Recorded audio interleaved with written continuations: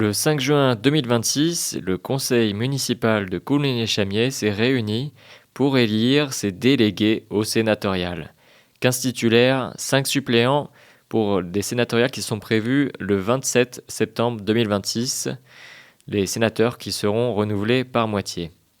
Voici les 15 titulaires et 5 suppléants. Les délégués titulaires sont Nathalie Boucher, Jean-Marc Mathias, Stéphanie Dumonceau, Rodolphe Ferrazzi, Christine Frugier, Thomas Mazin-Pagnon, Elisabeth Guillemot, Daniel Dubois, Noratiana Rakoto-Aritsoa, Laurent Lafont, Sidalia Ferreira, Marc Geoffroy, Marie-Hermine Ngo-Baya, Patrick Capot, Valérie Parra. Les délégués suppléants sont Christian Lecor, Isabelle Dupré, Titouan Lagorce, Fouzia Magne et Philippe Gory.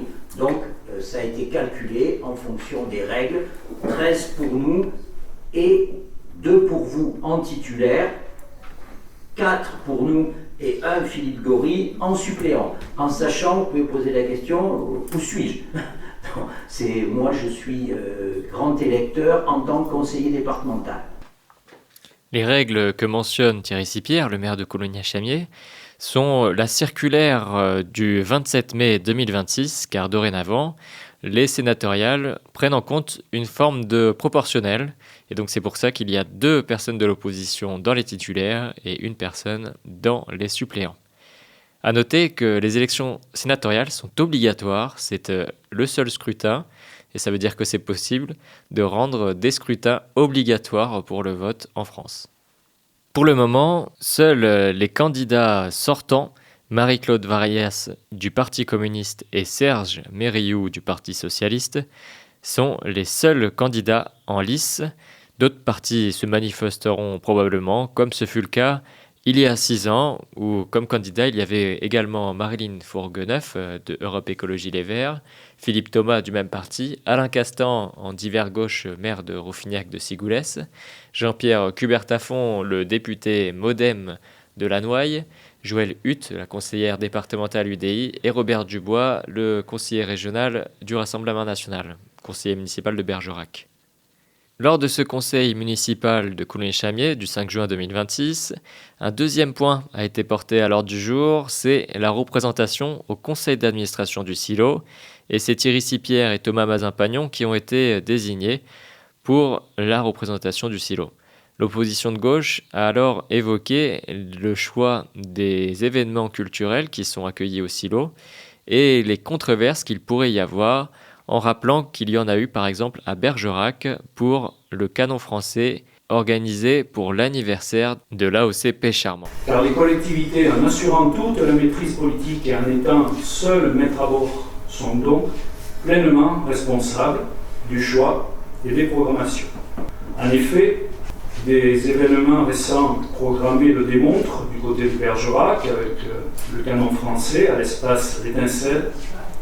L'entité sous simple délégation de service public n'étant pas une garantie suffisante pour qu'une programmation événementielle dans un lieu public ne serve d'autre intérêt que la culture, le sport ou l'art, sous l'emprise idéologique de grands groupes qui dictent leur conception des festivités et des cultures urbaines. La culture, l'animation ouverte et accessible à tous, telle que présentée au silo, ne doit pas être guidée par l'obscurantisme, la haine, le racisme et la xénophobie. Les élus républicains sont comptables de cela. Je vous remercie. Merci M. Capot. Alors en ce qui concerne les représentants, nous en avions 2, puisqu'on représente 20% des actions de la SPL, ce qui fait qu'on a 2 représentants. Il nous était difficile de partager dans ce cas précis. On aurait eu plus de représentants éventuellement. Ça, voilà. Donc on sera représenté. Et je partage tout à fait ce que vous dites, dans la mesure où on va sûrement aborder ce problème à la prochaine conseil d'administration, puisqu'on a déjà été confronté au problème. Je rappelle que le silo, c'est un endroit culturel sportif qui ne doit pas véhiculer des options politiques, religieuses ou quoi que ce soit. Donc, on a déjà été confronté à ce souci, donc on en parlera et il est évident qu'on rajoutera, si ce n'est pas déjà fait, cette chose dans le règlement intérieur. Voilà, et je partage ce que...